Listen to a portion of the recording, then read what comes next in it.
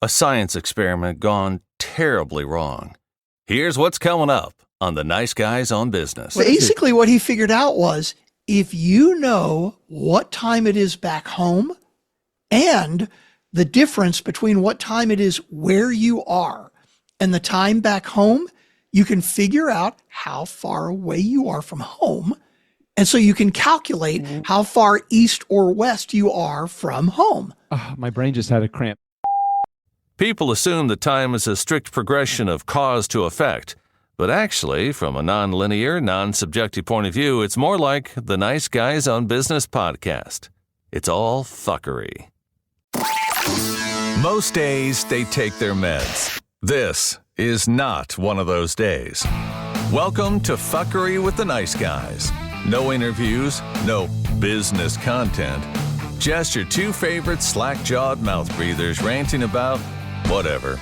Now, strap yourselves in for Nice Guys Fuckery with the kings of fuckery, Doug Sandler and Strickland Bonner.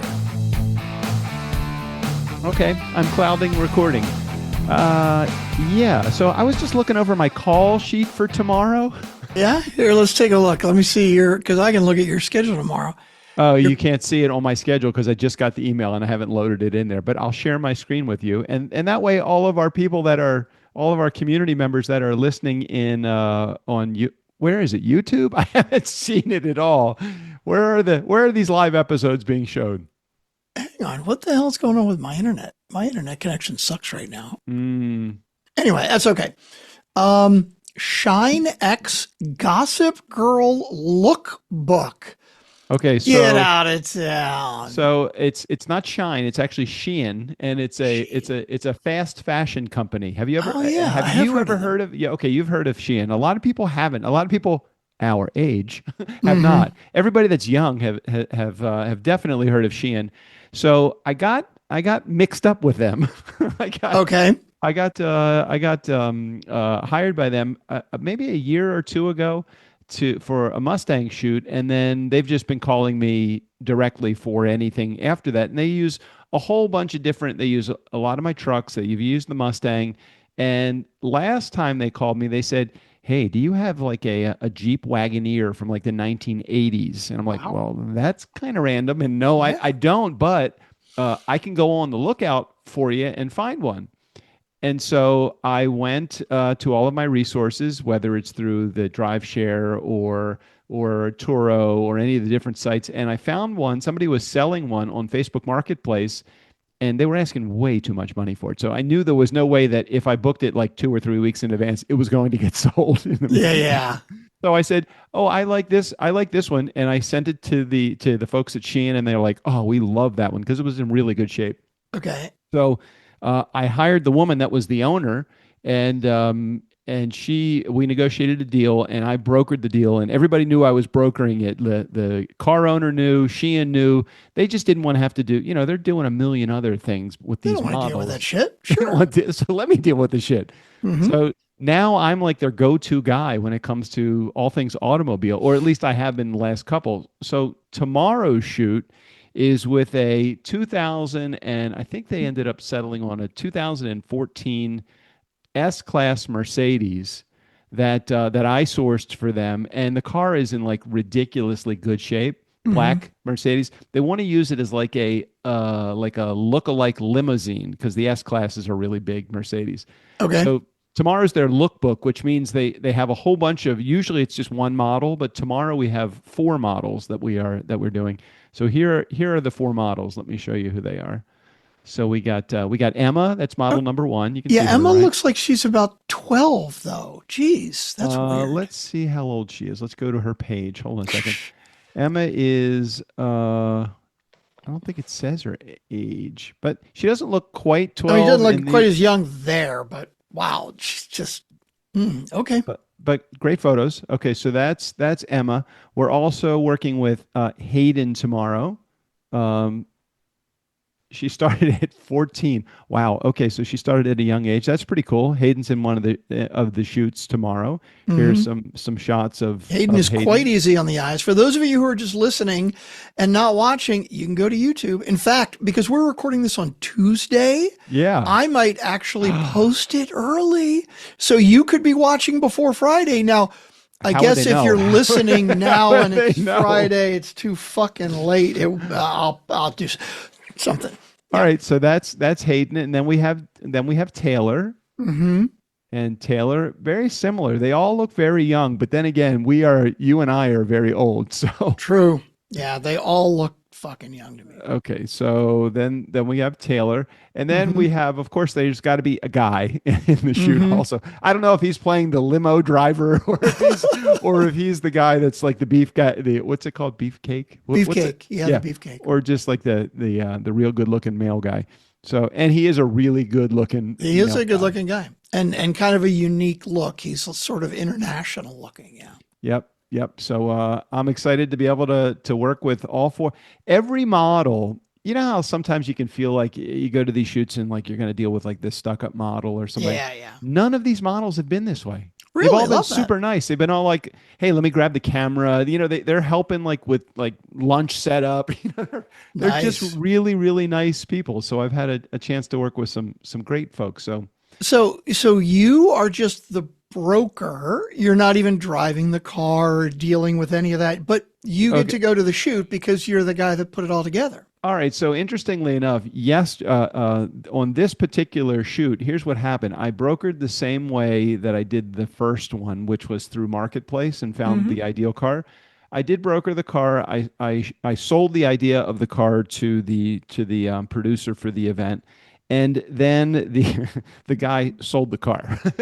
Oh shit. So he called me and he said, hey, I can't show up. So I'm never going, I'm not going to, it's like, are you ever going to call your client and say, hey, sorry, it fell through, can't help you? No, Yeah, you're going to make it fucking work no matter what. Exactly. So tomorrow I'm taking it on the chin. I'm not making quite as much money as I would normally make on a job, but because I had to source it somewhere else and I paid a little extra for it, and I don't have a driver for the car. So I have to go down to Los Angeles and be the driver. Now, where is the shoot? It seems like, I don't know the exact place, but I think it's North LA. So it's about. Oh, okay. So you got to go to LA to pick up the car, but the shoot is in LA. Correct. The shoot is very close to. Oh yeah, I made the arrangement to find a car that was within a half hour of which in LA it means it's about a mile away. Oh, nice. Something like that. So I'm handling that tomorrow. That's going to be fun. So you did notice on the turnkey schedule that I will be at a photo shoot the entire day. That's my day gig right now. Well, I appreciate you putting that on the calendar so I could notice it, since I will be in Florida on Thursday. By the time most of you are listening to this, I will be in sunny Florida visiting with my father and mother-in-law. So when did your dad move from Michigan to Florida? So they, for a number of years, were snowbirds, where they would live 3 or 4 months in Florida in the winter. Right. Because they had a house in Port Huron that was literally on Lake Huron. I mean, like, you walk out their front door and 50 yards away across the front yard, you see Lake Huron. And in the wintertime, it would take you 3 hours to get to the lake because it was all frozen solid. Yeah, it was so fucking cold. So they would rent a place in Florida for 3 months out of the year and live down there. And then they're like, you know what? Fuck it. It's too goddamn cold up here. We're just going to move to Florida. That was probably, I don't know, 4 or 5 years ago, maybe. Oh, so it's been a while. So your dad has been long retired, correct? Yeah. He is, geez, let me think about this. He's in his 80s. He's got to be in his 80s. Yeah. He's like 86, I think now. Yeah. And he's been married to, is it Carolyn? I can't remember. Carolyn for a long time. Ever since I was with the agency, because I met her through the agency. Years, yeah. 25 years or something. Yep. And was that your dad's last job at Washington Talent? No, he worked at Ace Hardware Oh, for a while, God. just because he liked it. He Like my really, fucking he liked dream job. I would right? love That's to what he work thought at. too. He's like, I just go in and kind of help people and, do some stocking and shit. And I get a great discount on tools. Like that's what Well, he thought. that's a good point of conversation right there. If money was of no object, so you Hmm. didn't need the money and you didn't care about whether you worked a little or a lot, obviously you don't want to overwork in retirement age. Hmm. Like, what would you see yourself doing? Would you like work sound for a band and, and as long as you don't have to lift any of the equipment, or what would you do, you think? That's the hard part is when you're a sound guy, typically I can't think of Always. a sound gig that doesn't come with hauling the gear too. Like unless Well, you're touring with a band, in which case you're doing most of the physical work of getting everything going, and you maybe don't have to haul shit. But other yeah, than but that, if you're in residence though, like in a place in Las Vegas, you live in Las Vegas mm, and you're literally walking in, turning the on switch on, the button on, and then you're just doing the programming of the lights or the sound or whatever you're doing. that would be pretty cool, especially with the gear that's out now. Like the sound gear today, it's just the fucking coolest, most ridiculous stuff. There's so much really great, cool stuff you can do. Like most sound guys are just walking around with an iPad now and doing iPad. sound from an iPad. When I did my gig for Bonnie Foster Productions, when I did that DJ gig and the band was there, the sound guy had an iPad, and that's Yeah. all he was doing is he was just walking around with the iPad and he was doing sound, and I think he was doing on the same iPad. I think he was doing lighting also. You could do that. Yeah, absolutely. But that seems like but he was first in last out. He was Mm. but and that was because it was a band that was doing setup, but like doing an in residence or a residence job, it seems like that would be the super. It's kind of like walking into a Broadway show that's been on for 10, 15, 20 years. You're just aren't you walking in, flipping a switch and going? Yeah, that would be cool. I would love that if I were like doing sound at a club that had a built-in PA system, and basically the band walks in and you just throw mics up in front of them and work. That would be very fun. I would enjoy that a lot. So there's a shop about 100 yards from my house. It's called Ojai Valley Imports, and I think about like my dream job, but just in retirement, if I didn't care about making any money and just wanted to do what I wanted to do, they have I think like 6 or 7 garages where they service cars, and they are always busy. I would Hmm. love to do things like I'd want to drive the courtesy car to take the take the customers, pick them up from home and drop them off. I'd want to just kind of be the assistant to the mechanic, not be responsible necessarily for completing the job, or if there was a job that I could do, or hey Doug, we got another car with what's that thing called? Oh yeah, a carburetor. We need you to work on it. Would you be open to it? I'd love to do it. Like I had a neighbor this past weekend, and he has a '63 Falcon, which is a Ford, really old, like old Hmm. school, but it was in really good shape. But he never has done any work on it. So he's like, my car, it smells like gas all the time. Can you help me? Oh. So I'm like, well, that's not good that it smells like gas. You probably have a gas leak somewhere. So let's take a look. I took off the air cleaner, which has the carburetor underneath it, and it was obvious to me that the carburetor hasn't been serviced in years because it had a drip, not like a flow, but it was just enough of a drip that it was hitting the engine, which is never good. Gasoline on a hot engine does not make a good combination. Hmm. And I said, "Oh, you need an accelerator pump." And he goes, "Oh God, sounds expensive." So I said, "No, it's about a $5 part." So I said, "Here's what you need. Just get it." He goes to his house. He looks through some of the old stuff that the previous owner had from 20 years ago, and he goes, Mm. "Is this what we're looking for?" I said, "It's exactly. It won't even cost you the $5." We unscrewed the 4 bolts. We put that thing in it, and he was off and running. He's like, "How did you fucking know what that was?" I said, "You work on 5 or 6 of these, and you kind of get a understanding that they're all alike. They're in a different body in a different car." So That's we pretty cool. had a good time doing that. That's pretty cool. Yeah, at my day job where I deal with report stuff, I'll have some ASC, which is like the advanced support consultant. Like they know some of them know reporting better, some of them don't know it as well. And so when they have a problem and they'll come to me and they're like, yeah, I got this variable and it's doing this, but it's multi-valuing and it's doing, and I'm like, it's this. It's like, it's context. And they're like, I didn't even finish telling you what. I'm like, I know what's wrong. I can see it already. Okay. Just here, do this and this and this. And they're like, oh my God, how'd you know that? I'm like, you just see it after a while. You see the patterns. You see the pattern. You know exactly what it is. Nice. Exactly. Hey, I wanna ask you something, and maybe you use this every day, maybe you don't. I don't know, but have you done anything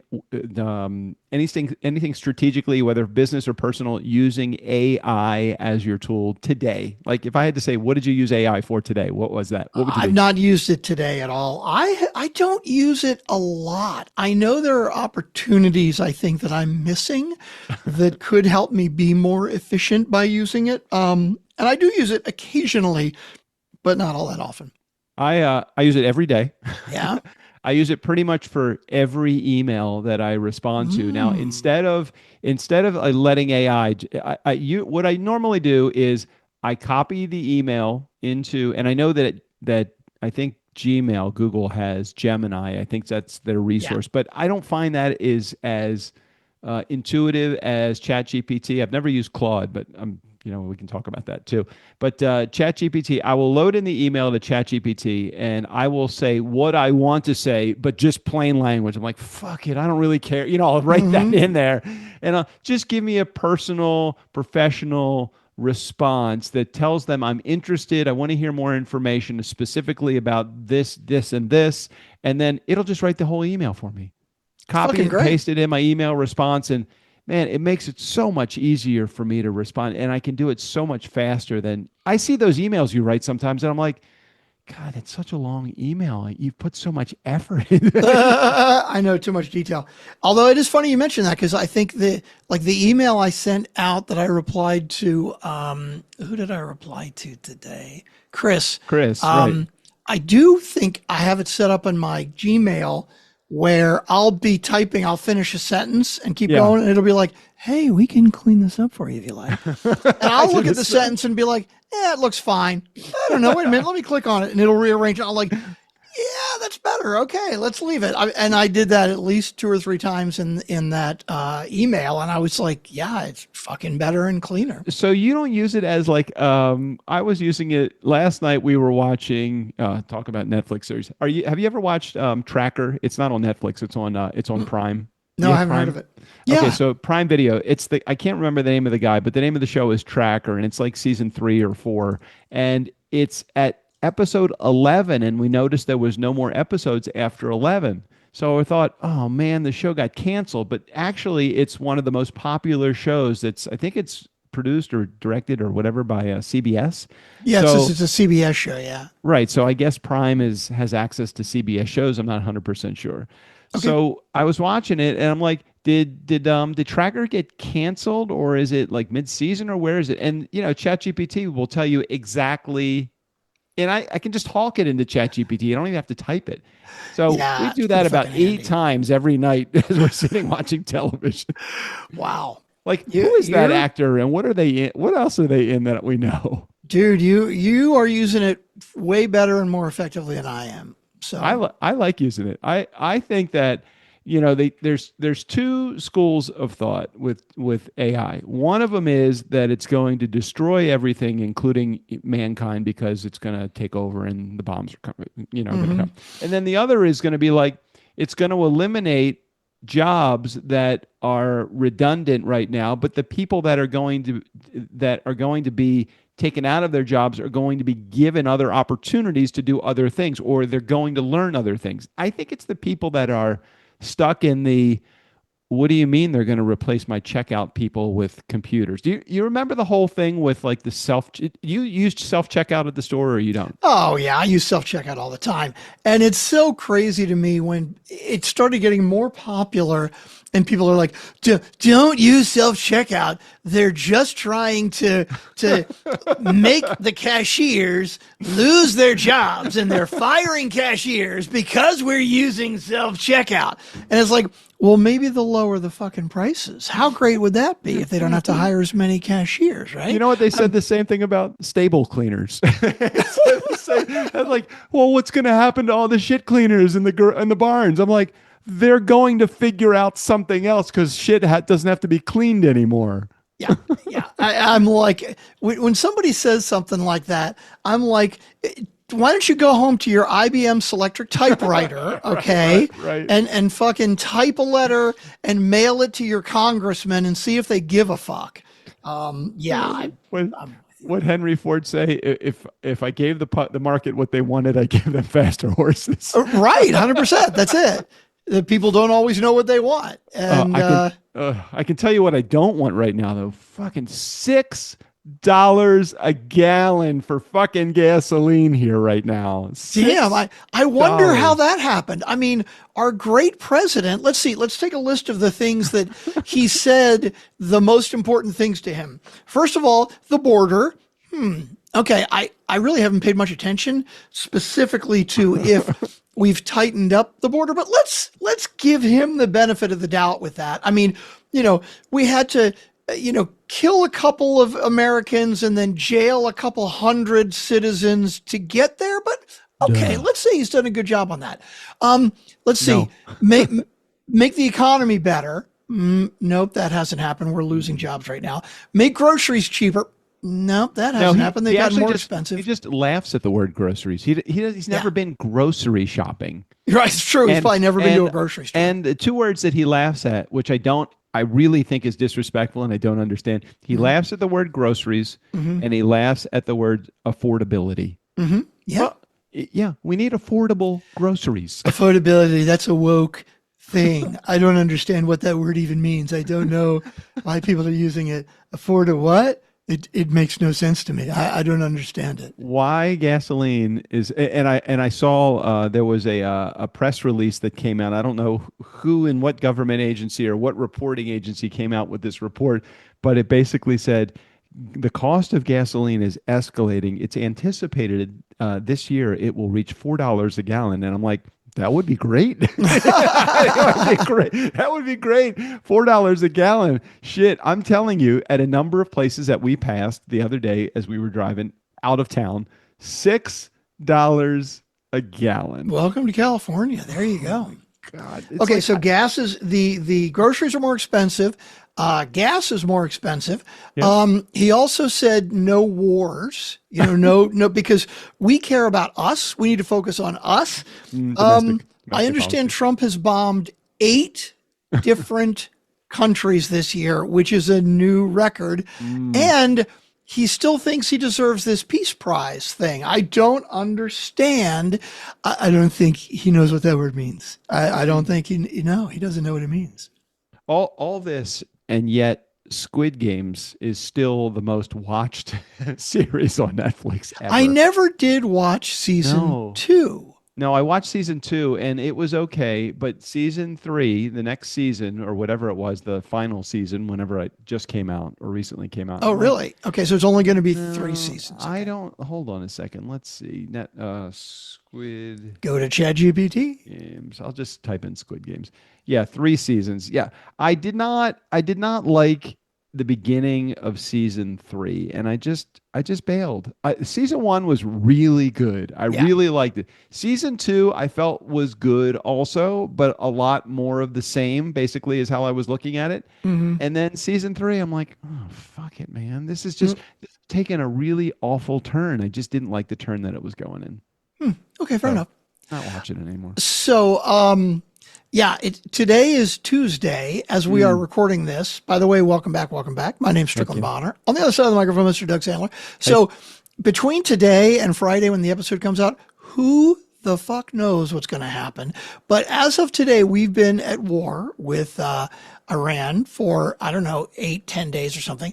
And apparently during an interview with CBS News yesterday afternoon, so that would be Monday afternoon, President Trump said, I think the war is very complete, pretty much complete. And then later in the day, he said, we're achieving major strides towards completing our military objective. Some people could say they're pretty much complete. And in the same day, the Department of Defense posted on X, we've only just begun to fight. Okay. And then when a reporter asked Trump that, He said, are we pretty much done or have we only begun to fight? His answer was, well, I think you could say both. You could pretty much say both. How do you say both and be accurate? Yes, no. Okay. Yeah. So who fucking knows what is going on? Except that apparently Trump, in an effort to keep gas prices down. Yes. Okay. Yes, I'm ready. In an effort to keep gas prices down. Got my attention. He has said that he may, if he hasn't done it already, he may loosen restrictions on Russian oil. So like the Russians, we've basically said you can't buy Russian oil because we're trying to keep them from putting money in their war chest to like lengthen their war with Ukraine. Okay, so basically what he's saying now is we may loosen those restrictions so we could buy oil from Russia. And so that way Russia has more money to extend their war with Ukraine. But we've also found out that Russia has actually been sharing America, Trump and Putin, they're like fucking buddy, right? Like we share all this info with Russia now. Apparently Russia has taken that info and they are sharing that with Iran. So in other words, Russia is telling Iran, because we've told Russia, where American troops are and where like American planes are and fucking all kinds of shit. And so we're saying we're going to allow people to buy Russian oil so the Russians will have more money and then they can keep feeding information to Iran, which will make our war longer, which means gas prices will go up. I don't see the plus side here for us doing that. But hey, Trump knows everything. He's the smartest guy in the room. So he must have some kind of a plan. Wouldn't you figure that how long have automobiles been around? How long have we been using gasoline? About 120 years or so. Wouldn't you figure there would be an alternative to that? There is. Possibly come up with an alternative to that, maybe like an electric car or some other resource. Maybe they just need to put the kibosh on gasoline powered automobiles. Now, I'm not saying that I want that to happen because I do own many gasoline powered cars. I think even if gas were $10 a gallon, I still would buy it for my classics. But it would force me to think long and hard about wanting to get a Tesla or what's it called? A Rivian or one of the others. Yeah. One of the others. I mean, there are so many other opportunities. I think it's the gas lobby. I think it's the petroleum lobby. Well, I think that there's so many other things. The tobacco lobby, I'm sure, is involved in there. Tobacco and Russia have a lot in common. It's kind of like the tobacco, the gasoline lobby, and the Russian lobby are all like enemies of the state. I just think that we should have an alternative to gasoline. Why can't we force this to happen? Dude, you just answered your own fucking question. I mean, I know I answered the question, but why can't we and oil lobbies, they are the fucking most powerful shit in the world. And our politicians, as is evidenced by most Republicans in Congress right now, they're all about themselves. And so the lobbyists are fucking putting money in their pockets. And so they don't give a shit about serving us. I mean, there have been, I think I saw that there are over 50 Republicans who are either retiring or not running again this year. And it's because they're looking at everybody else just bowing down to Trump and they're like, fuck this. This is insane. I'm not doing it anymore. But they're not speaking ill of our current administration. Some of them are, like Marjorie Taylor Greene, who was a big fan of Trump for many years. I don't remember specifically. I think it was something with the Epstein files that he finally crossed the line. And she not only said, fuck it, I'm not going to run again. She just quit. she's like, I am done fucking now. And now, like every day, she is like, Trump is the goddamn Antichrist. But you're right. There is nobody who still has their seat in Congress that I know of that's speaking up against him. It's basically, if you quit, everybody that's quitting, even the Republicans, are like, this is fucked up and he's an asshole. And I can't believe people are still following him. But if you're still got your seat, God forbid you say something bad about him. He's like, I'm going to tell everybody not to vote for you. It's fucking ridiculous. There was a most recent episode of This American Life. I know you're not a big podcast listener outside of the Nice Guys on Business, where you're actually not listening, you're just talking. There is many really good podcasts. I listen to the Daily, I listen to the Journal. I listen a lot now to what's the guy's name? PJ from Search Engine. You turned me on to that show. The Search Engine one. That's a fucking great podcast. Really interesting topics. Anyway, This American Life. Ira Glass is the host of that show. They had a new episode. Every once in a while, they'll put a new one out. They do a lot of classic rewinds because they've been around forever. This one was about an insider's look at the legal side of ICE and two whistleblowers, two attorneys that were blowing the whistle on the contradiction in policy from what they actually say to the public versus what they actually do in action. And these two attorneys, they go on to This American Life and they share their story about how, like, you know, a judge would say, okay, we need that person brought back. And they would just cover it with so much red tape and backpedaling and just like, oh, well, he did it and he did it and he did it. And they wouldn't get that because they were like, I don't know where he is, but they knew exactly where he is. But we're like, okay, well, we have to talk to this person's, the person that runs that jail or that transport company. We'll get them back into the U.S.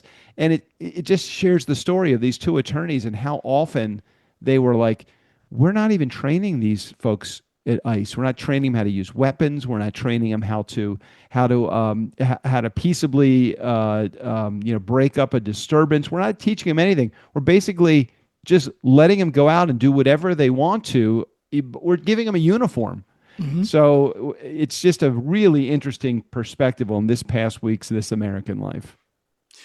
I've got a show I listen to sometimes called 99% Invisible. Oh, I like that one. Yeah, and the problem is they've got a lot of topics I don't care about. Roman, what's the guy's name? Is it Roman? I don't remember. I don't listen to it that often, but sometimes I find a topic I like. Like there's an episode, I think it's a recent one, called Where the Fuck Are We? And I'm like, okay, I like the title. What's this about, right? And it's all about longitude and latitude. And so for hundreds and hundreds of years, we've been able to navigate the latitude, like vertical. In other words, how far north or south are you on the planet? Because you can look at the stars and you can figure out the angle of where you are north or south on the planet by that. But up until, I think it was around 1750 or 1800, we had almost no way. We had no accurate way to figure out east and west where you were. Really? Yeah, because the planet obviously is rotating constantly, right? I'm Roman Mars. This is 99% Invisible. He's right? got a really good voice. Really good. Yeah, voice. He does have a great voice. And so the planet is rotating constantly. Right. So you can't go by the stars because, you wait 15 minutes and they're going to be in a different place because the Earth is spinning all the time, right? Right. So they used to have this thing called dead reckoning, and you would take a rope and you would let it go behind the ship. Oh, I remember. Yeah. This was a repeat episode. I've heard this. Yeah, that's how you could figure out how fast you were going. Knots. And that's where the term knots came from, right, because you exactly. put a knot in the rope at specific distances. But it was incredibly inaccurate, because it's like, well, if it's this far and it goes out this fast, I guess we're going about this fast, right? And so ships would get lost constantly. You would be like hundreds of miles off course because one little degree off north and south, and you don't know where the fuck you're going. So basically I think it was the UK government put out this thing for 20,000 pounds, which is about $3 million today. They said, if somebody can figure out how to do this, we're going to pay you $3 million. And all these astronomers are like, well, how can we do it by the stars, right? That's how we do latitude. It's got, Right. It was a fucking clockmaker that figured it out. The magnet? Goddamn interesting. No, basically what he figured out was if you know what time it is back home and the difference between what time it is where you are and the time back home, you can figure out how far away you are from home. And so you can calculate how far east or west you are from home. Oh, my brain just had a cramp. So can you give me that in working action? Like if it's... So basically what the idea is, and this is exact until we had fucking satellites and GPS and shit, right? Got it. Okay. This was exactly how we did this for the last 150, 200 years or something, right? Basically, let's say you leave home and you have a clock and you know it is exactly 1 o'clock when you leave home. Okay. Now, let's say you head due east. Now, if where you are, if it's say 3 o'clock, okay, and you know it's 3 o'clock because you have this clock on your ship that's keeping good time, and you have this other, like you know that it's been exactly 2 hours or 3 hours since you left home, okay, then you can calculate how far east you have gone, because you can look at, it's not like what time it is now. You can look at the sun and see how high in the sky the sun is. And if you know how high in the sky the sun is compared to 3 o'clock back, I don't fucking know the details. Look, all I know is if I take my iPhone with me, it tells me. That's right. That's all I know. But it was fascinating shit. And so first of all, he figured out the idea that, okay, this is logically the way I can do it. Okay. But here's the problem. When you put a clock on a ship, first of all, at the time, like 200 years ago or whatever, the gear oil for clocks, even big clocks, were relatively inaccurate. They would lose time on the regular or gain time on the regular. And when you go out to sea, the salt air would muck up the gears. And got clocks with scurvy. And when it gets too hot or too cold, the gears that have different types of metal would expand and contract in different ways, which would also mess up the time. And then there was, and most accurate clocks used a pendulum to go back and forth, and weights. Well, if you're doesn't at work sea, in the waves. Right, it fucks up your pendulum. This guy that came up with this theory of how to do this, he spent 5 years working on a clock, building a clock that would work and be accurate at sea. And he presents it and they're like, oh my God, this is amazing. And they test it and it works. And they're like, this is great. Let's do this. And he's like, you know what? It's not accurate enough. I can think of some situations where it's not going to. He spent the next 20 fucking years perfecting this thing to make it even better. And the one he built was like 75 pounds and huge. 20 years he spent, and he came up with one that was like pocket watch size. And it's fucking amazing. And that's basically what they used for the next 200 years. All right. So trivia question for you guys, nice guy community. Was his name John Longjeans? Was his name John Timex? Or was it John Swatch? Okay, you say what? It's funny that you say that, because this guy was actually, so at the time they've got like Clockworkers Guild and shit, right? And trained guy. This guy was completely untrained. He was self-trained, and he made clocks on his own, and people paid shitloads of money for him because he was that good. But he wasn't even part of the guild or whatever the fuck it was at the time. His name was actually Thomas Crapper. He also invented the toilet. What the hell? Oh my. So many good pieces of trivia in there. I know, right? And the other, I'll give you just one quick piece of trivia about another episode of 99% Invisible. Oh, okay. I love 99. I have not listened to it. I forgot all about it. I've listened to so many other shows. I forgot about it. The Hoover Dam. All right. The biggest dam. It's also the one that backs up Lake. Is it Mead or Powell? Lake Mead, I believe. Yeah. Okay. I think it's. I don't remember. I Arizona don't know if it's the biggest or anymore, Nevada but it was the biggest at the time when it was built. Yeah. In the 30s, right? Okay. Right. So, when they poured the concrete for it, right? They had to pour it in blocks. They couldn't do it all at once because the way concrete works, if they had just like poured the whole concrete all at once for the whole thing, right, it would have actually taken 600 years to fully cure. Why? So there's something about the way concrete works that when it cures, it like it releases heat, and it takes, depending on how thick it is, it takes time to cure. It literally would have taken 600 years to cure if they'd poured it like that. Yeah, that brings up another interesting piece of trivia. Why is it that the center of the Earth is molten? Why is it molten? You would think it would be colder. I mean, it's been here for billions of years. I mean, this is the best thermos that I've ever seen. You know, hot or cold, you can put your liquid into the center of the Earth, and it will turn into molten. It will stay frozen. It just depends on how you enter it into the Earth. Well, what's interesting is like we know that, but we only know that because of theories and other shit that scientists have come up with. Nobody's been there. Like, we don't know for sure. Let's see. The temperature at the center of the Earth is estimated to be about 5,400 to 6,000 Celsius, about 9,800 to 10,800 degrees. That's roughly as hot as the surface of the fucking sun. Mm-hmm. What the hell? That's crazy. Then why is it cold? Hold on. When does it start? When does it start to get warm?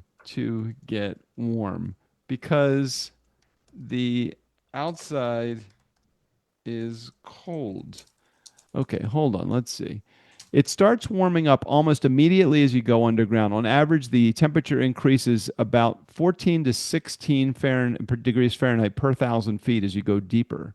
So 10 to 20 feet down, the temperature stabilizes near yearly average temperature, roughly 60 to 65. It's funny, it knows where I live. That's scary. 100 feet down, it's still 60 to 65 degrees year round. 1 mile down, it's 90 to 120 degrees. 3 miles down, it's 200 degrees. No fucking way. Is that right? 6 to 12 miles, it's 400 to 800 degrees. So even though the surface might feel cold, just a few feet underground, it's already warmer and very stable, which is why wine cellars, basements, and geothermal systems work well. What the fuck? So what's the deepest that we have ever dug into the Earth then? How far has... Because I know it's at least a mile or 2 or 3. And to realize that 3 miles down, it's already 200 degrees Fahrenheit. That's all right. So the deepest hole humans have ever drilled is the Kola super deep borehole in Russia. Mm-hmm. It is, 12,262 meters or 7.6 miles deep. Oh my God. It's Earth's radius is about 4,000 miles, I guess, through into the center. Humans have only reached about 0.2% of the way to the center. I wonder why that's the case. Well, it's too fucking hot. Oh, okay. So the drill bit keeps breaking? Well, that's it. Well, look at that. You just said, didn't you say 3 to 6 miles down, it's 200 degrees? All right, hold on. Let's 3 miles down, it's 200 degrees. 6 miles down, it's 400 to 800 degrees. Right. And that's 7.5 miles. Damn. So it's 400 fucking degrees at the bottom of that mine.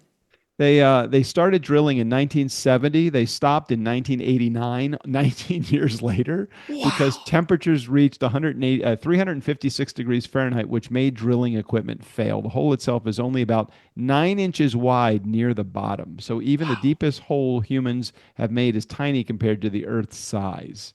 That's Wow. crazy. That is crazy. Damn. Look at us getting all sciencey and shit. That's all. That's really. It just seems so funny. We will go to extremes to put a man on the moon, and we're colonizing Mars, and all of that stuff.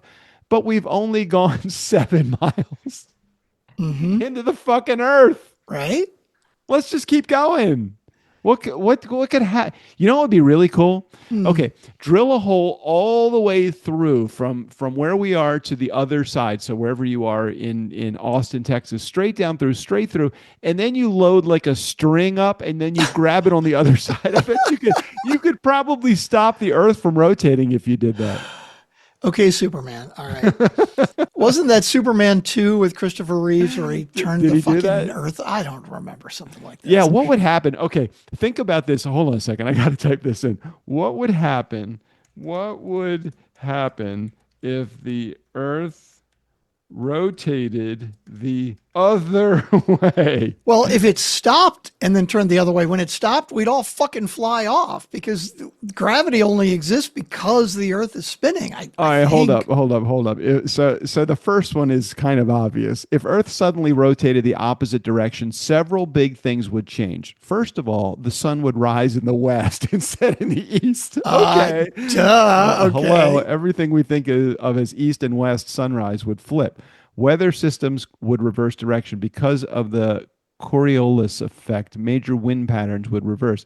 Hurricanes would spin in the opposite direction. You know what's cool? Have you ever been south of the equator and you flushed a toilet? It goes the other way. I don't know if you know that. I was aware of that, but I don't think I've ever been south of the equator. And I got to tell you, I probably wouldn't notice. I couldn't tell you which direction they go here. All right. Ocean currents would reorganize. Major currents like the Gulf Stream would likely weaken or move differently. That could make Europe much colder and shift climates worldwide. Desert, and I don't see anything like doom and gloom. I just see things like it could be a minor inconvenience. Like, Yeah, but what you've asked is, hey, what if you snapped your fingers and it just switched, right? That's different from like, okay, well, let's stop it spinning and slow it down and start moving it the other direction. all right, hold on. I think you should say, what would happen if I the got it. Earth I got it. stopped rotating? I got it. They give me two options here.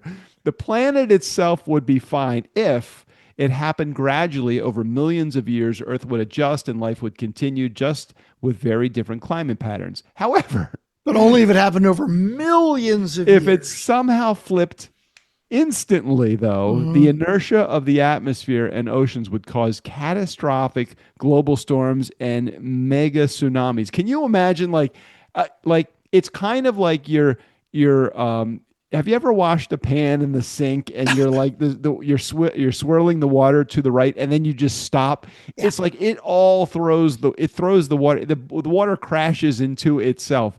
I mean, first of all, my pool would empty. I don't know if we could handle that. That would not be good.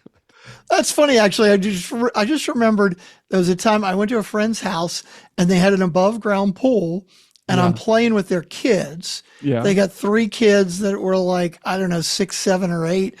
And we're like chasing each other around the outside of the pool, right? No. So we're all going in the same direction. And then if you would stop, like the water would just be like, whoosh, it just keeps pushing you, because we had without even realizing it, we had created this spin, this basically little mini hurricane in the water. And if you try to stop, it's like it just keeps going. Yeah, very hard. I was taking a hike with JJ this morning, and I said to her, I don't know why this even popped into my head. I think we might have been talking about TV, or maybe we were talking about the creation of today's episode, and we usually have like a little Netflix conversation or what's best series. And I said, just out of nowhere, I said, is The Simpsons still on television? Oh yeah. And she For those goes, of you watching here, I'm zooming in on Oh, Cookie, who's Cookie. been a very good catch, is sleeping in the window. That's her normal day right there. Let's see. Can you see Luna behind me? Oh yeah, look at that. I love that. I don't know how to zoom in, but she'll put both of her hands over her head and just kind of bury her head. Love it. And anyway, so we both came to the conclusion, or at least I came to the conclusion. I'm like, I don't think it's still on. Oh, it's on. But I guess I would have heard if it was canceled, and then I just looked it up because I just remembered that I I had think that it's like conversation. 37 seasons, right?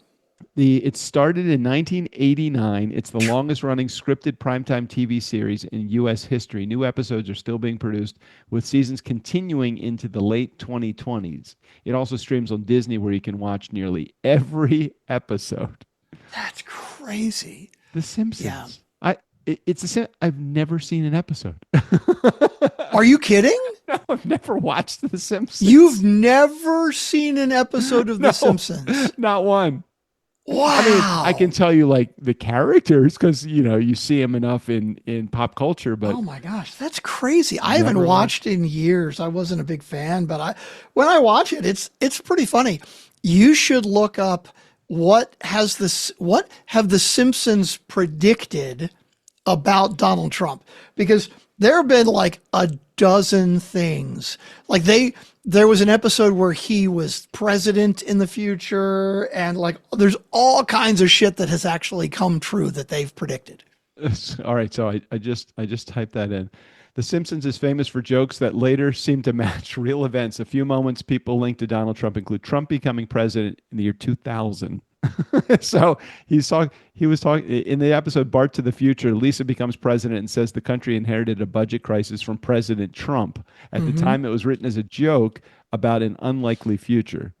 Let's see. In 2015 episode shows Homer riding an escalator next to Trump after Trump announces his candidacy in 2015 with the famous escalator ride in New York. People noticed the similarity. Political satire during his presidency. After 2016, later episodes regularly joked about Trump-era politics and policies. Most of these weren't true predictions. The writers often pick exaggerated or unlikely scenarios for comedy, and when life later resembles them, it looks prophetic. So it's very true. Yeah. Amazing. Hey, I think we have a couple of voicemails. We do have a couple of voicemails. All right, let's jump in. Since we're approaching our hour, we might want to just check those out before we continue on.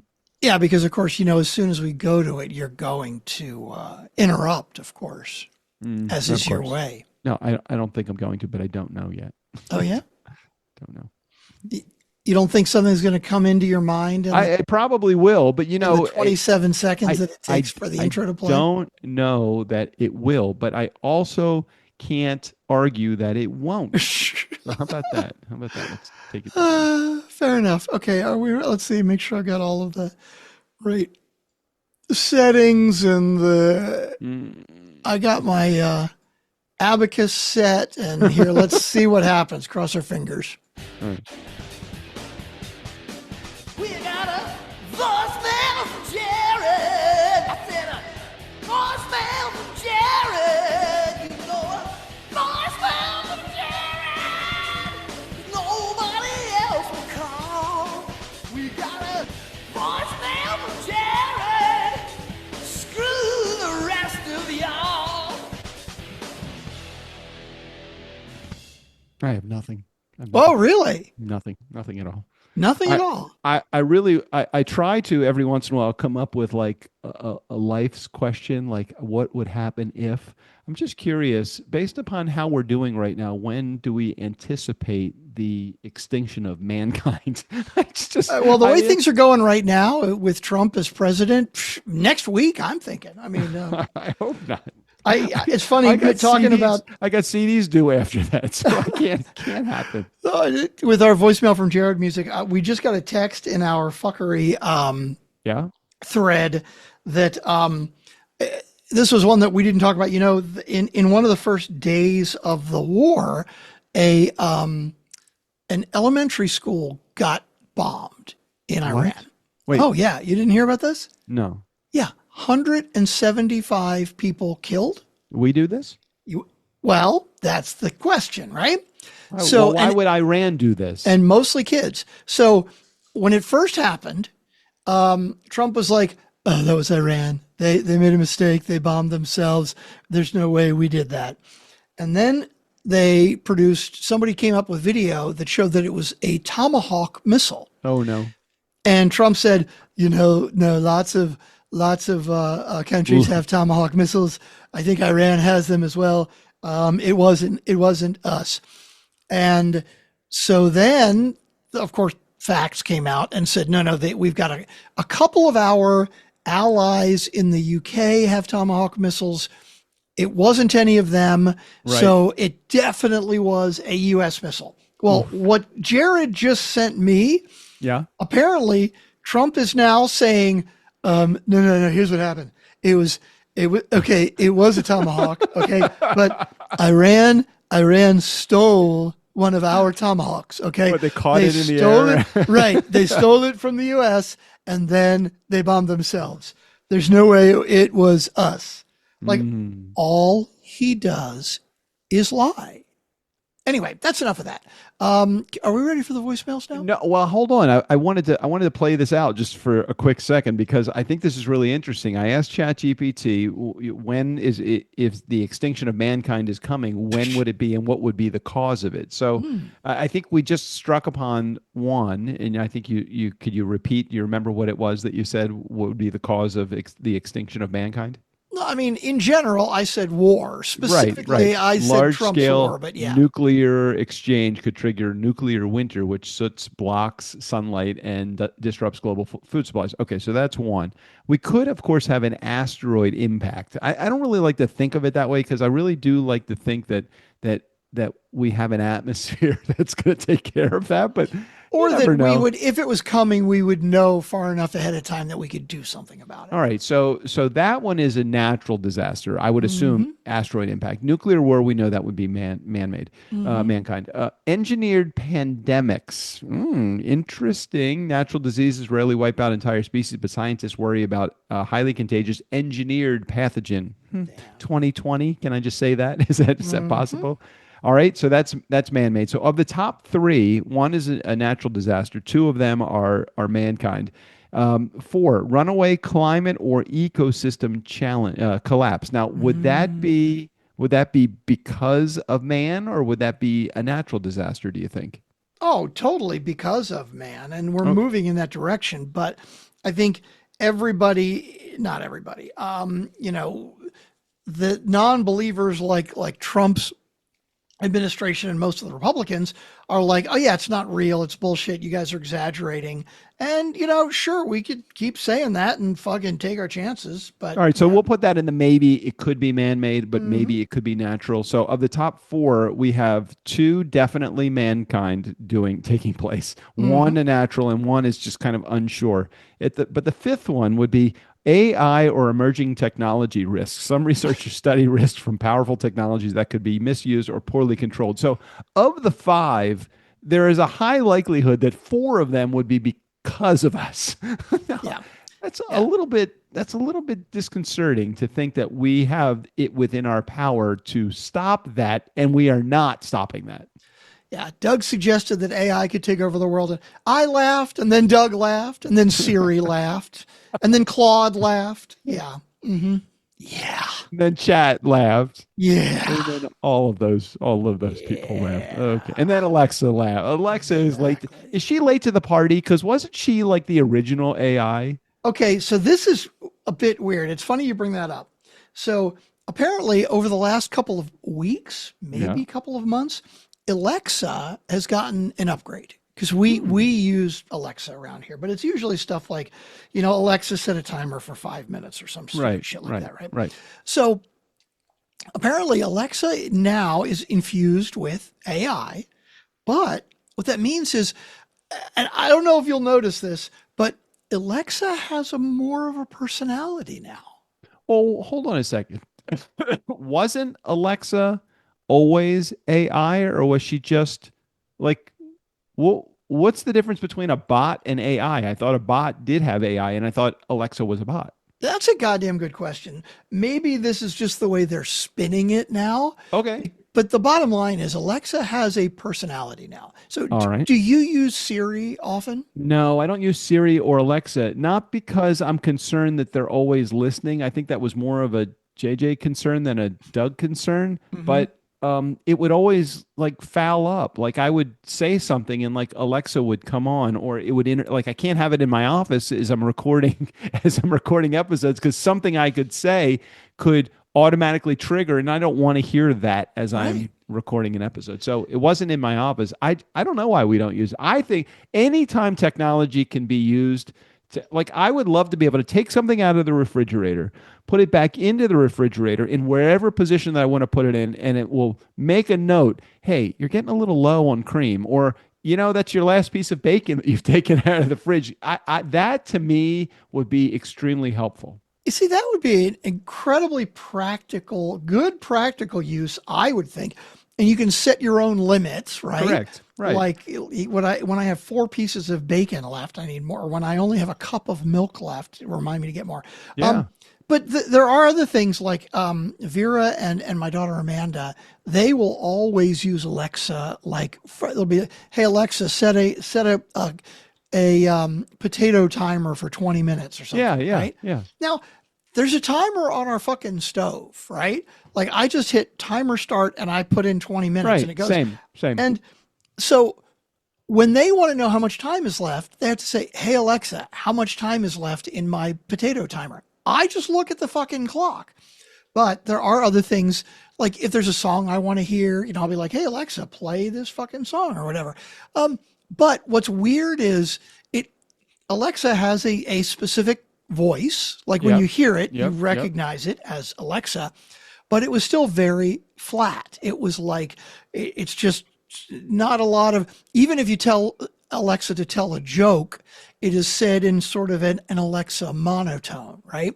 Well, now Alexa has personality and it's very weird because it's kind of subtle, but you can feel it.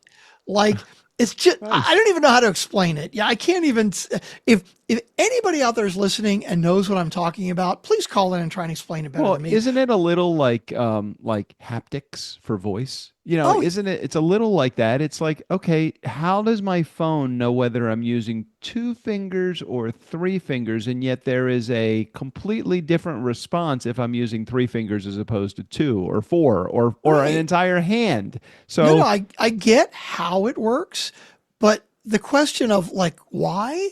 And why does it bug me so much? It's there's something very weird about it. Well, I'm sure I'll get used to it. Do you remember Casey Kasem used to be the voice of Scooby-Doo, right? I know I just aged myself there. But if you ever got like somebody other than Casey Kasem doing Scooby or Shaggy, or if you ever had anybody other than Mel Blanc do Bugs Bunny, it would seem like it's a little off. It's just a little like Kermit the Frog, right? Jim Henson was the voice of Kermit, and Kermit sounds very similar now, but like I can tell it's a different person doing the voice, right? Yeah, I'm with you exactly. It's Poser. It's all I gotta say. Okay. Anyway, if Alexa's new personality bugs anybody else out there, 4242 DJ Doug, please give us a call and leave us a message, because I'm dying to know if it's just me or if everybody is like, it's fucking weird. How would you feel about having a completely smart house? Like, you don't have to have like an Alexa station. You could just be there are microphones everywhere in your house. Would you feel like creeped out as a result of that? Or would you feel like comforted that if you're in bed and you hear a noise and you could say, hey, what was that? And then Alexa could say, oh, it's nothing, it's just the wind, or so. I mean, how would you feel about that? I think that'd be pretty cool. I mean, my phone is listening to me all the goddamn time anyway, and I always have that with me. So really, fucking Skynet is listening all the time. I mean, I guess if I say some weird like if I were to say Airstream, like talking about your Airstream, I'm sure I'm going to start seeing fucking ads for Airstreams now. Okay. Yeah. So then it becomes a matter of who owns that that information that's coming out of your mouth. And then if Anthropic, who is who is right now dealing with the federal government in one of their conditions, no, we can't have domestic surveillance. Somebody is going to own all of that material. I'm not saying they're going to use it against you, but it's like, hey, if you start searching for prenatal vitamins and you get a mailer from Target that gives you a coupon for prenatal vitamins, you're like, what the fuck? Like, do you want that or do you not want that? Well, Anthropic just recently got put on the do not use list for the government. Okay, right? did they end up going? So did Anthropic drop out of the deal? They just said, hey, we can't go in the direction that the government wants us to go in? Yeah, but they're taking the government to court. Okay. Basically, Pete Hegseth was like, look, if you don't take off the boundaries, take off the guardrails on this, so that I'm allowed to, so that the military is allowed to basically surveil anybody they want, and that we can build weapons that are 100% AI and don't need people. If you don't lift those restrictions, we're not only are we not going to use you, so you're going to lose like a $200 million contract with the Defense Department, but everybody we work with is not allowed to use you, like Lockheed Martin and Boeing and all of those fucking guys. None of them can use you either. I heard that Anthropic had to pay Netflix $2 billion to get out of the deal. You remember that? We were talking last week. Oh God! About Warner Brothers or whatever. Yeah. It's like, I'll take that $2.2 million. $2.4 billion. Yeah. There could have been. Oh God! And just imagine what we could have done with that $200 million that she spent on who was it? Noam. What's her name? Christy Noam. Oh yeah, $220 million ad campaign of her riding on a fucking horse. Yeah, that's one expensive fucking horse right there. That is, God. How many people had to pay taxes, and how many people overpaid in taxes so that those advertisements could go through? Well, and ICE is buying up warehouses because their plan is to rustle up anybody whose skin doesn't look like yours or mine and fucking put them away in detention camps. But have you heard that scandal yet? No. So tell me what that's all about. So the last 3 or 4 warehouses that they've bought, they have paid 2 to 5 times the value. So one example is there's a warehouse in Georgia that was purchased 2 years ago by somebody for like $28 million or something. All right. Now, happens to be somebody with ties to Russia. Okay. Now, and this was 2 years ago, right? So this isn't like they bought this warehouse 20 years ago. It's 2 years ago. Right. So ICE just bought it from them for $129 million. Why? Why did they have to overpay? That's what everybody's asking. Hagerstown, Hagerstown, Maryland. There's one in Hagerstown, Maryland that somebody had purchased like 5 years ago, and ICE just paid like 3 times what they paid for it. There's already a jail in Hagerstown. Why don't they just put the people there? Why do we need a special place? And they have to retrofit all of these places. And then what happens when this administration is gone and all of those are like, you know what? We should take those and the old office buildings and we should convert them into condos, except these condos will actually already have built-in bars on them. So that'll be perfect. Dude, but you see, that's the thing. I am starting to believe, and who knows, this could be like conspiracy theory shit, but it's looking more and more real that, Christy Noam or whoever is setting this shit up. Basically, they're cutting deals. Like, they probably went to this guy. Who knows if this guy that bought the warehouse with his Moscow ties, if they didn't say, hey, by the way, when Trump gets elected again, we're going to be buying up a bunch of warehouses. So you should buy them now. And then when we get in office, we'll buy them from you at a ridiculous profit, and we're going to split the profit. We need to call our pal Drew Briscoe and see if we can get this in as a part of our commercial real estate deal. I know, right? No, haven't gotten your tax forms yet, have you?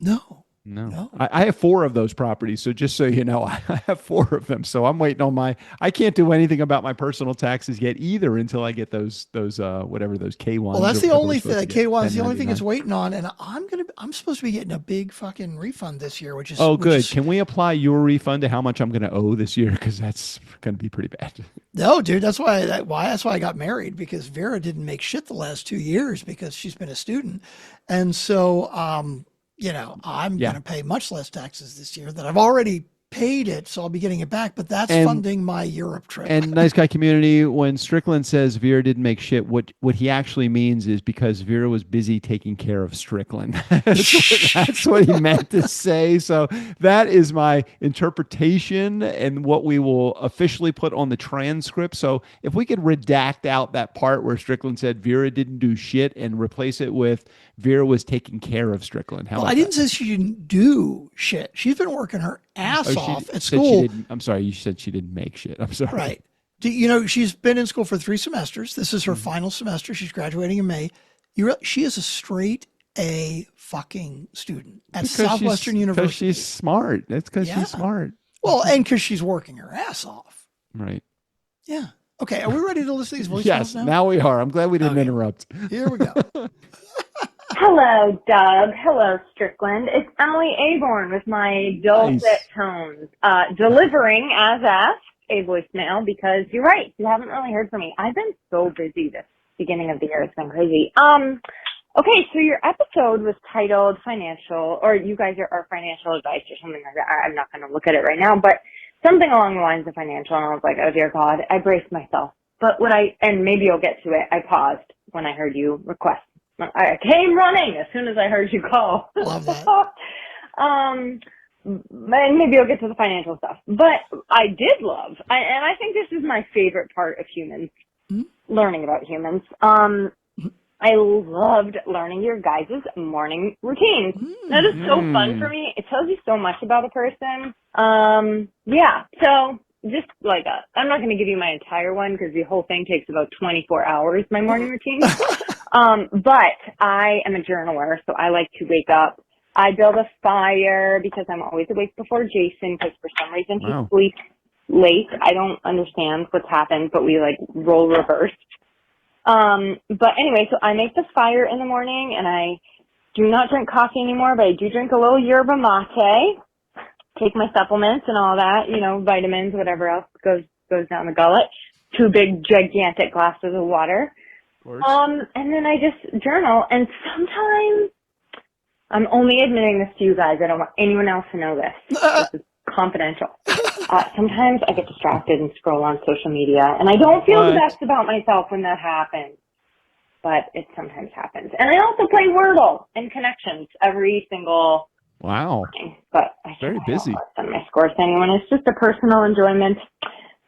So, except my mom, that is how we stay daily in touch. Anyway, that's all for now. Going to keep listening and super duper enjoying the episode. And thank you for indulging us in your morning routines. And I can't promise I'm not going to leave you another message, but I will try not to because this one was lengthy. Emily, love hearing about your morning routine. That's a lot of stuff. She's very busy. It's almost like she has a task list when she wakes up. But I guess we kind of all have a task list. Your coffee and you're checking your email and letting the cats out. That's a task list. But there seems to be some level of responsibility. Like nobody is depending on me to check my email in the first thing in the morning. It seems like if she's connecting with her mom through Wordle and Connections, I've never played either one of those games, by the way. Well, I'm pulling up on the screen now Connections because I've heard of Wordle. I'm familiar with that. But Connections, I have never heard of. And this is pretty fucking interesting. I might actually enjoy this one. Tell me so about to play Connections, find 4 groups of 4 words from a grid of 16 words that share a common theme. Duh. Using up to 4 mistakes with categories color-coded by difficulty, yellow easiest, purple hardest. Revealing a new puzzle coding. daily. Sounds like a spreadsheet. It sounds like a spreadsheet. It sounds like I don't know that I would like that game as much as I don't like Wordle. But I did like, which is really weird because I'm not a numbers guy, I did like Sudoku. Have you Okay. ever played Sudoku? No, I'm Sudoku or familiar with it. I do know how to play it, but I've never played it. Now, this I is used to interesting. play This that all the time. example. Yeah, So go there's ahead. an example over here. Yeah, let's hear the example. Tell me. So yellow is easiest, right? Okay, so give me the And example so of the words. the four words are electronic, grand, player, and upright. Piano. Kinds of pianos, exactly. Oh, okay. Kinds of pianos. Okay. Kinds of pianos. Okay. This is kind of like Jeopardy. They're giving you the answer, and you need to find the common connection between the words. Yeah. And I thought I would like this, but already just looking at this first example, I've decided, fuck no, it's too goddamn hard. The Wait, second one is yeah. consider, count, judge, regard, I don't know. Court terms? deem, DEEM. Oh, that is the answer. Deem. I have no idea what that means. Yeah, right? Okay. Brown, Duke, Howard, and Smith. Well, I can see the answer now that you've told me where U.S. the answer colleges is, and universities. Like, okay, Okay. that seems like that would be. So is easier purple than the deem. hardest? Yeah, but purple is the hardest. Look at this. Gamble, Johnson, Noble, and Young. Second names in companies with ampersands. How What? fucking random is that? That is What the fuck? it's qualifying for its category of hardest. Is that what purple is hardest? Yeah, purple is hardest. Can you give and me just another looking at that yellow? one Give me example, another yellow one. I just want to. I don't want to look at the answer. I just want to hear the answer. So I don't want to know what the solution is because just give me another yellow. I got to feel good about myself. Go ahead. Okay, COMAMEPA.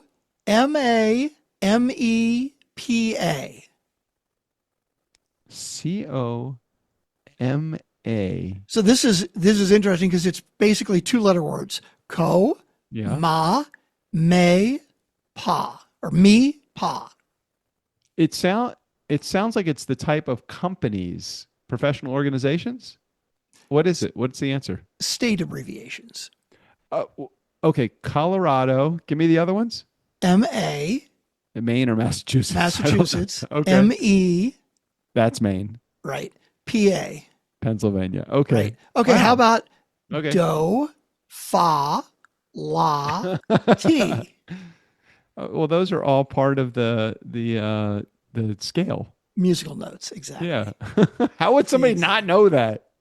Dude, you didn't know co, ma, me, pa was fucking Yeah. state abbreviations. But I have seen The Sound of Music, so that's how I know the other one for sure. Okay, that's pretty good. Okay, I don't want to play that game now. How? No, would you I don't play- either. The New York Times is too fucking smart for me. Not my thing. Well, my ex mother-in-law every Sunday would do the New York Times crossword puzzle, which I think it gets I think they did it daily, and then it got progressively harder through the As week. the week if goes I on, remember. exactly. So Sunday was the hardest one. I looked at that crossword puzzle, and I could never get any of them, and she was like filling it out left and right. Yeah, I get the Atlantic magazine, Yeah. and it has a crossword in it, and Vera likes crosswords. And so when we get it, we'll start doing it. And the way the Atlantic crossword works is because it's only once a month. So the answers at the beginning are easiest, but as the numbers get higher, they get harder and harder. Interesting. Well, I'm a huge fan of Highlights magazine, and I can get Goofus and Gallant every fucking time, man. Oh no, are we ready for the second voicemail? Okay, here we go.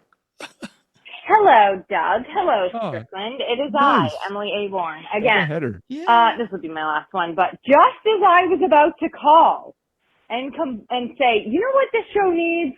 We need more political ranting. We need more incredulous Strickland and Doug giving his opinion on the news. Okay, I'm pausing for a minute because I came to last week's show and I had a couple of notes about things that were political, right? Right. And I avoided them until the very end because it's like I knew I would rant. And I remember I fucking ranted last week. I mean, it wasn't super long, Been a long but it time. was pretty incredulous. Well, I planted the seed early in this episode. I wanted to see if I could get Incredulous Strick out, but I didn't want to really goad you into doing it. You stayed calm. I got to hand it to you. You really did stay calm. And then we went right to The Simpsons, which made it kind of diffuse the whole situation a little bit. Yeah, exactly. Okay, Emily, sorry to interrupt. Please Sorry, continue. Emily. Please continue. You guys go off on this just beautiful, beautiful rant about the quote unquote imminent danger. So I was pleased by that. And I also wanted to hear your thoughts on, I'm pretty embedded into this story. I am an Anthropic. I don't use it a ton, but if I use AI, I use Anthropic, not OpenAI. But anyway, I was so fascinated by this. I was impressed with Anthropic saying no to them for the request of autonomous weapons. And they basically said, like, we're not ready. We don't know what these are going to do. They may kill people that we don't intend them to kill. So they had, like, very good reasons for saying no to these terms and conditions that they were posing. And then they turn around and say, well, fine. If you're going to do that, we're going to say that you, Anthropic, are a threat to the country and national security, and basically take your company down. Now, I am just baffled. I'm not baffled at this point, but the fact that we live in a country right now where the government is taking down private companies because they said no to a deal with them. I'm like, you got your deal. You got your deal from somebody else. Leave them alone. I don't understand. So anyway, it's just like, what is it? Eye for an eye, I guess. Don't cross them or else. But I would love to hear your thoughts on that. If you both are aware of it. I asked Strickland and he seemed to be aware. So I would love to hear your thoughts on that and whatever else you got. I mean, this is Friday, March 6th.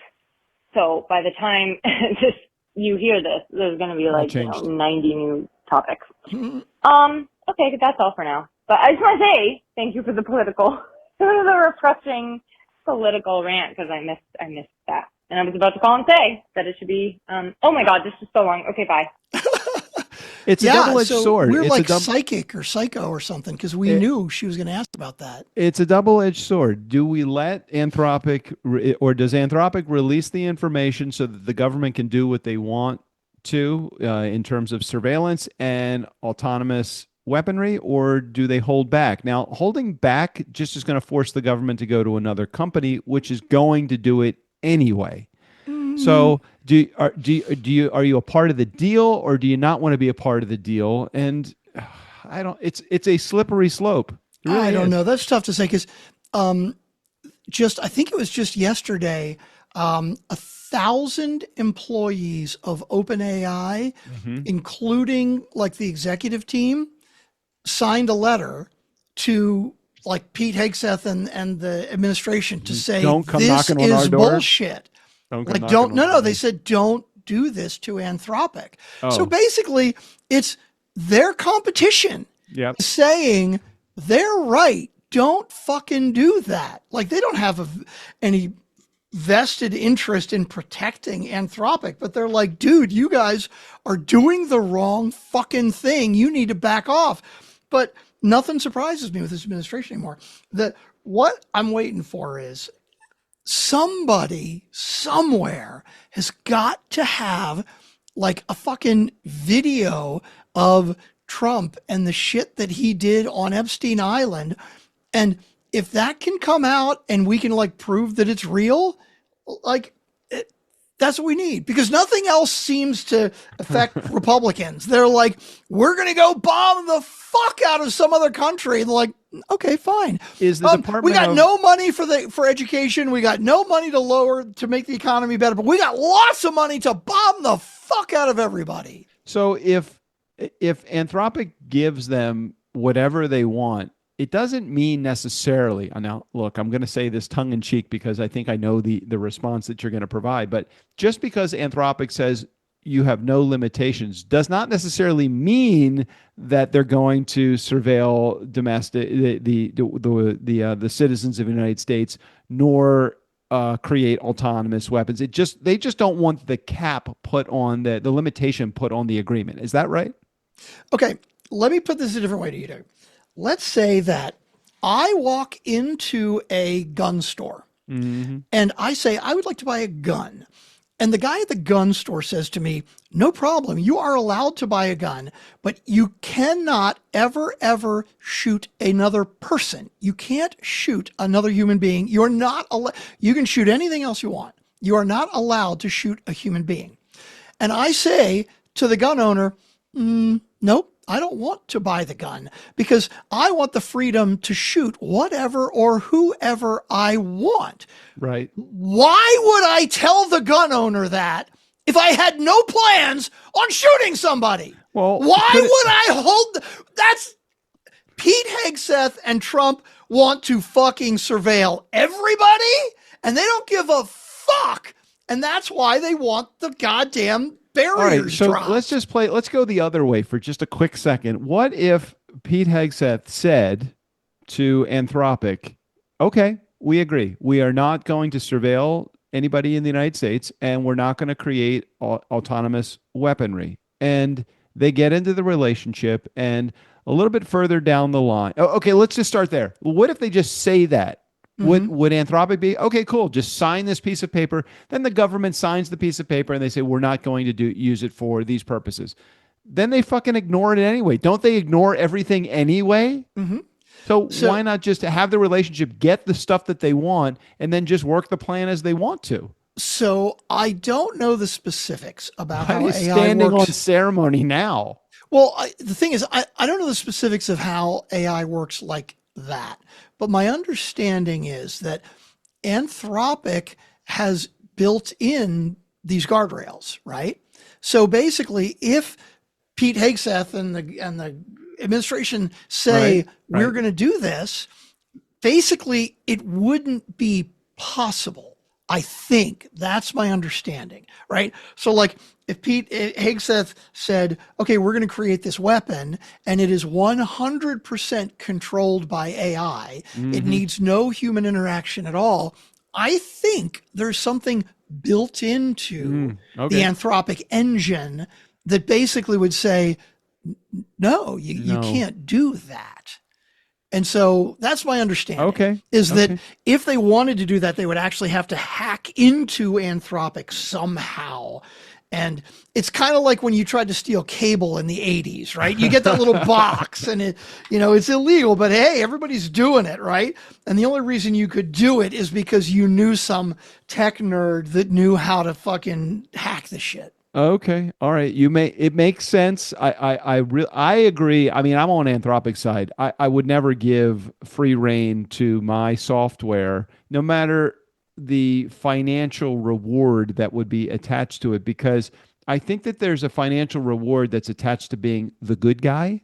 You know, it's like, oh, cool. There's a company that actually has a little bit of a conscience. Maybe we should use them, like, look at all the press, not saying that they did it for the press, but look at all the press that Anthropic is getting for being the good guy in this particular case. They're even getting their competition to say, don't do this. Just go find somebody else to do it. Like, don't you think that the government is just going to go out and find somebody that will give them what they want?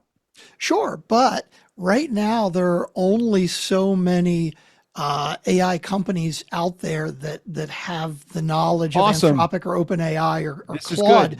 But now Elon Musk has got his, and that's what he's doing. He's basically saying no fucking restrictions. So I don't know why they haven't just talked to Elon and used his, but maybe his isn't good enough yet. Well, he's still paying some of the back bills on Doge right now, so he's having a hard time. He's got maybe there's a little sour taste in that. Maybe he's just threw up a little in his own throat when he heard about, the government wants my help again.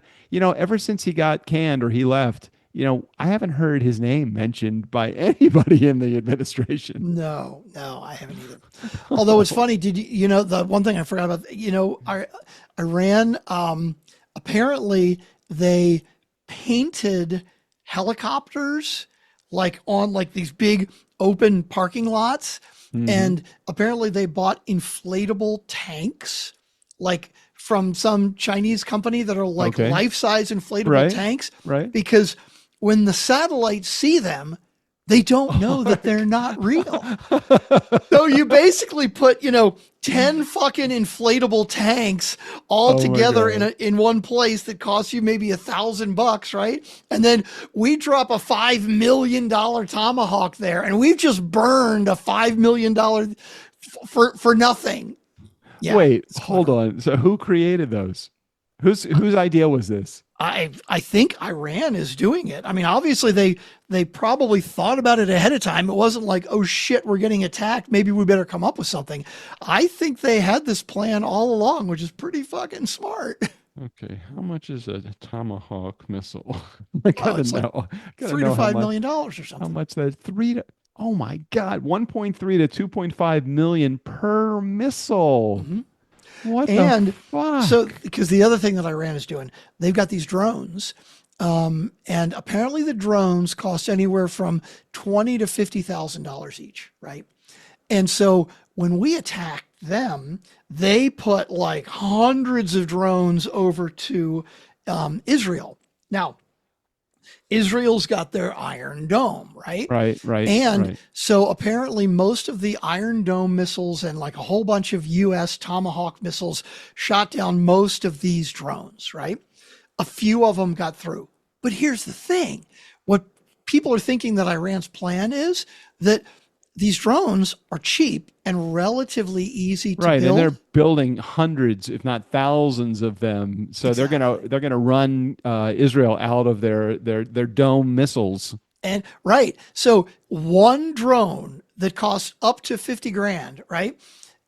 One Tomahawk missile that costs $3 million to shoot it down. Sometimes you need two or three because the first one misses.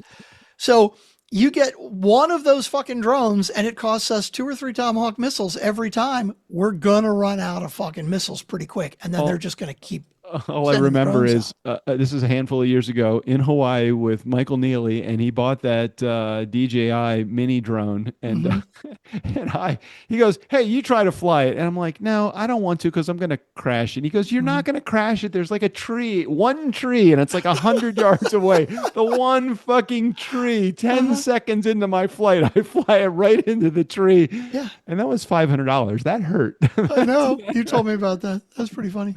Oh man. All right. Well, we did manage to take a 30-minute content-filled episode and stretch it out to an hour and 30 minutes. So Yeah, we did. I don't know. We did it again, Strickland. And look, there's Cookie still just fast Still as fearless. just in the Zoom sun. in. Where's my software? See, I love this little software because I can go zoom, boop. I mean, it's not a great zoom, but it's not bad. and Cookie's so cute. And if you're not seeing Cookie because you're listening, go to YouTube, check it out. This is good. This is good. But with an hour and this, we ask for a big time investment from our listening audience. If we're asking them to watch an episode for 60, 90 minutes in this particular, that's a lot to ask. That's true. I hadn't thought about that because not only when you're listening, you could be listening on a walk or while you're doing other stuff. Right. But people like Sean Carpenter, you speed it up and you listen to it at 1.2 or 1.5 speed. So it's not even an hour. You can't really do that watching it on YouTube. Yeah, not only so the advantage of listening to it is you're not destroying your bandwidth. That's first of all. And you can actually what's it called? What's it called? Multitask. Multitask. My mom, just so you know, and then we'll wrap up, I promise, right after this. So my mom, she's been having trouble with her iPhone. Now, I did figure out how to, using FaceTime, I didn't realize you could do this. Using FaceTime, I can get her to screen share and I can walk her through from phone to phone to fix any problems. Oh, that's cool. But the challenge is that even that is not enough at this point.